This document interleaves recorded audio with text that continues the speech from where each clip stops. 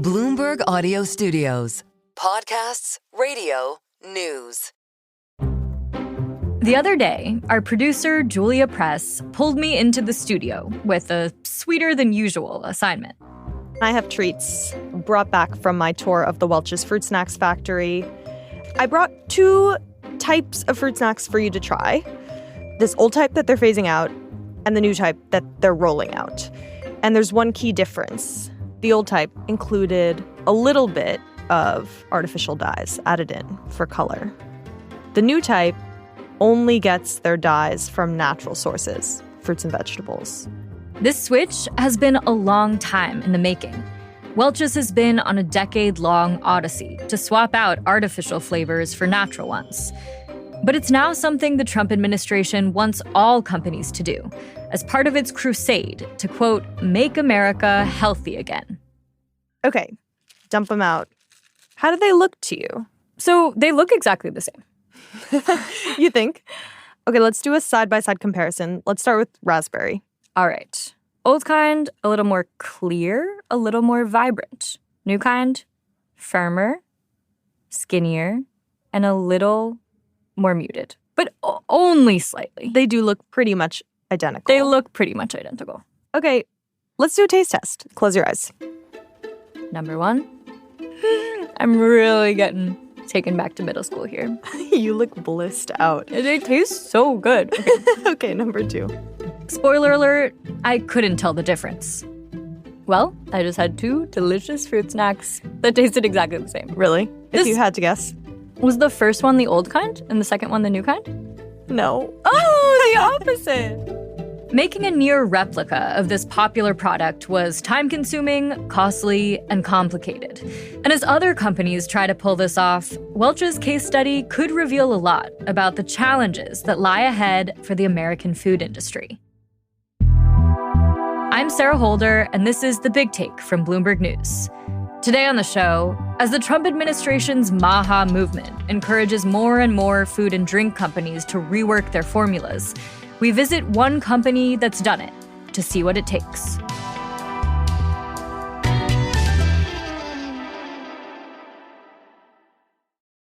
What's the first thing you think of when you think of Welch's fruit snacks?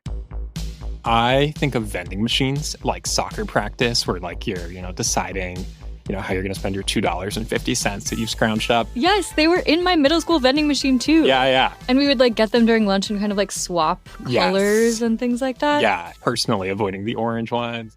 That's Bloomberg reporter Will Kubzansky. He recently went with our producer, Julia, to tour a Welch's fruit snacks production plant in New Jersey.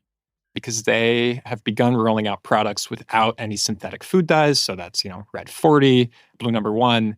And, they had just started making this transition on its flagship product, the mixed fruit variety. Food dyes are in the headlines a lot these days. 4 years from now, we're going to have most of these products off the market, or you will know about them when you... They've been thrust into the spotlight by Trump's Secretary of Health and Human Services, Robert F. Kennedy Jr. We have them on the run now, and we are going to win this battle. That battle he's talking about is the war on ultra-processed foods. Specifically, the artificial dyes that are often in those ultra-processed foods, like petroleum-based Red 40. So far, it's been more of a pressure campaign than an all-out war. The FDA hasn't banned these dyes outright. But RFK has encouraged companies to drop them by the end of next year. There's lots of other things he cares about. Seed oils, he talks a lot about ultra-processed foods. Synthetic dyes, though, are the area where we've seen the most change, the fastest, and the most response from companies that are subject to his regulations. What does the research say? What kind of health effects do synthetic dyes and artificial dyes actually have on consumers? So there's no slam dunk piece of evidence that sort of says one way or the other, synthetic food dyes are really good or really bad. The FDA considers them safe. And the FDA has not revoked the regulation authorizing the use of synthetic food dyes. If you want to, you could still put Red 40 in your product right now. There's some state laws you'd have to navigate. In the late 2000s, there was a UK study that showed that there is some association with hyperactivity in children from synthetic dyes. In 2010, the EU said we're going to put a warning label on anything that has a synthetic food dye in it. In 2011, the US FDA did a similar review. They said we don't see any causal effect between adverse behaviors and food dyes. We don't see the need to put a warning label on, although that was like a little more closely contested.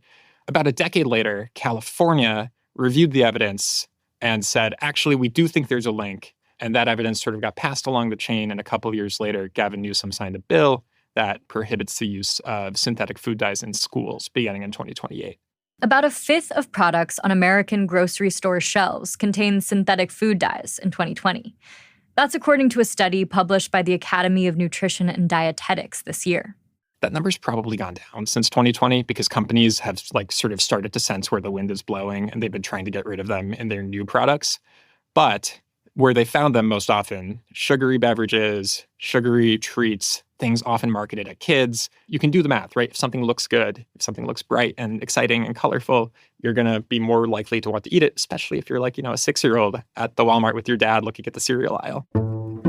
That brings us back to Welch's. Since 2001, a company called Pim Brands has been making these fruit snacks and licensing the Welch name from the juice and jelly maker.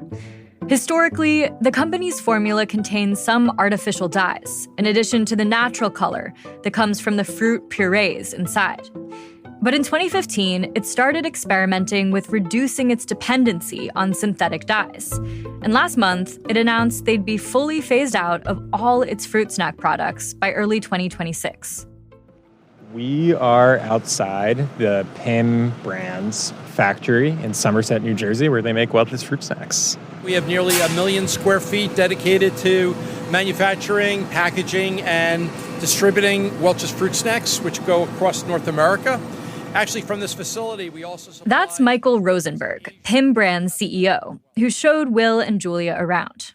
It felt closer to like the Model T production line than it did Willy Wonka. It's one of these office parks that's sort of like you wouldn't know it exists unless you had a reason to go to it.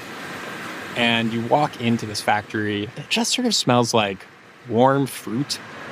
It smells like a fruit snack in here. Is it like a pie, like a fruit pie? Like I'm trying to figure out what this reminds me of. Well, so because of the number of fruits in our product, you don't smell any particular fruit. You just get this incredibly fruit-smelling aroma.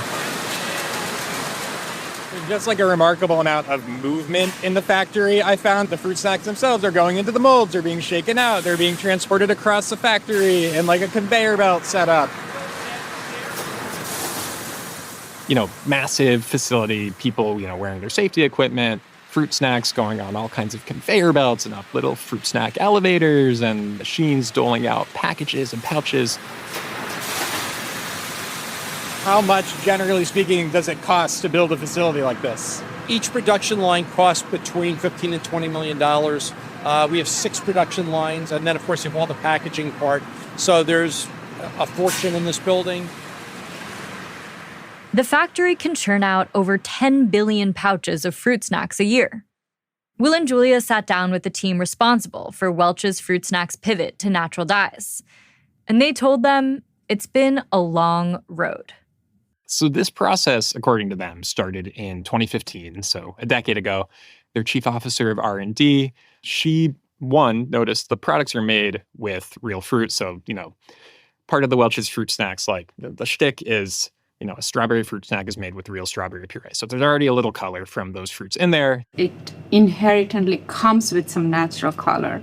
And we were adding so minuscule amounts. So I was thinking if we can reduce that, why not? Bhavna Ramani, that R&D director, also noticed that synthetic dyes were starting to lose favor internationally. So Bhavna and her team started tinkering. They took it one color at a time. First up, yellow, the low-hanging fruit, so to speak. She said yellow was easier to swap out because there are lots of natural sources of the color and enough supply of those substitutes in the market. They replaced them with turmeric and annatto, and it was a relatively easy switch. Kraft mac and cheese made a very similar switch around that time. Annatto is a yellow coloring made from a tree seed. But other colors were harder to match. Here's Bhavna. Unfortunately, there was no true replacement for the blue, because there are not too many blue fruits or vegetables, because all natural colors are derived from real fruits and vegetables. And in reality, if you go to the supermarket, it's not too many choices to replace that. It's not just can we match the exact shade, it's can this shade last over time? Is the pH imbalance between the dye and the fruit puree that's already in there, is that going to make the fruit snack turn brown over time? For the blue color, they settled on spirulina, a type of algae, and a fruit called huito, found in South and Central America. Getting a new raspberry gummy to look and taste just like the old gummy, so that unsuspecting eaters like me can't tell the difference, took the R&D team close to 50 different trials. To replace red 40, they used ingredients like purple carrot and red grape. And once they figured out the right combination of ingredients, they had to find a way to make the colors consistent.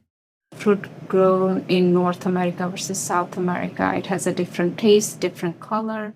They needed to find the suppliers for the natural dyes, work with the suppliers to make sure that when the food dye is transported, like it's not getting any adverse impacts from temperature changes in the supply chain. They needed to work with them to stabilize the acidity of the food dyes because it was interacting with the fruit that was in their fruit snacks. And like you need to make sure it doesn't just turn brown in like 3 months, 6 months, 9 months, a year over the course of the full shelf life of the product. You have to do R&D. You have to find the right people. You need to do the testing, things that cost money. And it comes with risk. Not just financial risk, but the risk of alienating customers. We get into that and how other companies are trying to make similar changes after the break.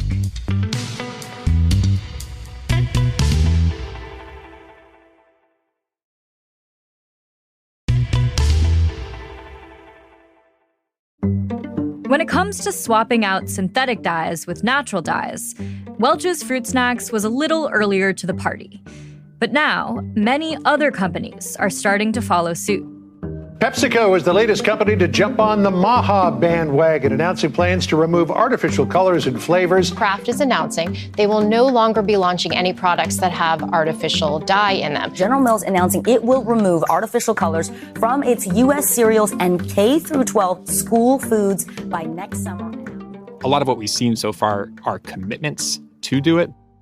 Let's talk about some of those commitments. How quickly are these companies saying that they'll do this? So the timeline that most companies have given is by the end of 2027, beginning of 2028. That's a specific date because beginning on January 1st, 2028, if you want to sell your product in West Virginia, you can't have synthetic dyes in it.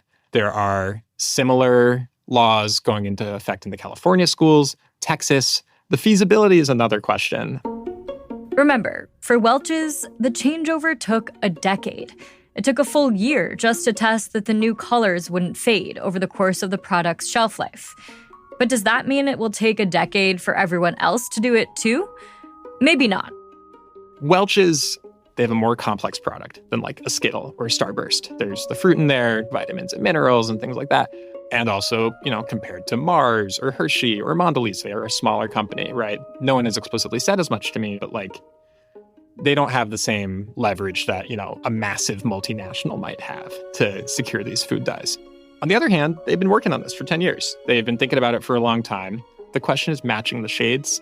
Customers, when they open a box of Welch's Fruit Snacks or a box of M&Ms or, their cereal, they want to recognize the product that they know. There's a lot at stake when you start tinkering with a classic recipe. General Mills learned that the hard way when it tried this with Trix cereal back in 2016. And then the American consumer was appalled. The Trix did not look like the Trix that they had grown to love, and they very quickly made the switch back. 10 years later, the American consumer might be more comfortable with this kind of change. And if they aren't already, they could just get used to it. I talked with someone who runs one of these natural dye companies, and something funny he said was Europeans, when they see that bright synthetic red 40 shade, they're like, oh my God, there must be something wrong with it. It looks like it was made in a chemical plant. There are other reasons a larger corporation could have an easier time than PIM did. Those companies may operate in countries where they're already asked to put warning labels on dyed products, or where they're not allowed to use synthetic dyes. So they may have a head start on the replacement process. How much of the motivation of these companies to rework these formulas is part of kind of making the current administration happy versus these broader global forces? It's a good question. Putting aside RFK, MAHA and sort of the cultural vein it tapped into, like there are people who are interested in this. There are people who don't want their kids to consume synthetic dyes. What I would say is that RFK is making a lot of other asks, right? There are seed oils, which are, canola, sunflower seed oil, things like that. He wants those removed from the food supply. He would like things to the effect of limits on how much sugar we consume and the ultra-processed foods we consume. I can't read the mind of these CEOs and the folks who are doing their public affairs, but objectively, changing one or two ingredients where there's an existing replacement and, in fact, it's already used internationally feels like a lighter lift than making these more fundamental changes to how you fry your product, how you consider your product processed or ultra-processed, the amount of sugar in there. Right. Well, that brings us to sort of a broader final question, which is that the stated goal of these changes per RFK is to make Americans healthier. Is there a significant health benefit here, or are these mostly aesthetic changes that are easier to achieve? It's a question I don't have a complete answer to. Yeah. There's some discourse on this because RFK took something of a victory lap when Kellogg's cut its synthetic food dyes. Anytime a company cuts its synthetic food dyes, he'll put out a tweet and he'll say it's a MAHA win. And the Kellogg's one got picked up.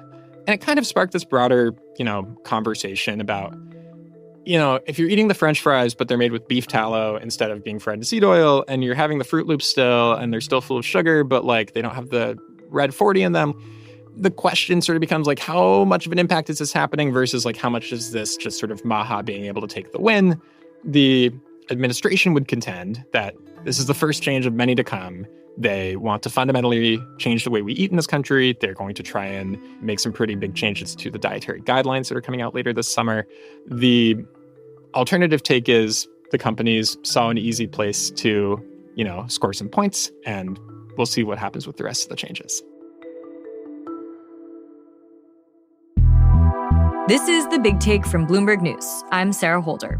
To get more from The Big Take and unlimited access to all of Bloomberg.com, subscribe today at Bloomberg.com/podcast offer.